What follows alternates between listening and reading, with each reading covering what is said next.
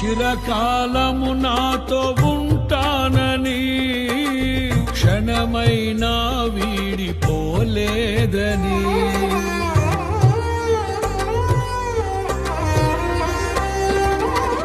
నీలో నన్ను చేర్చుకున్నావని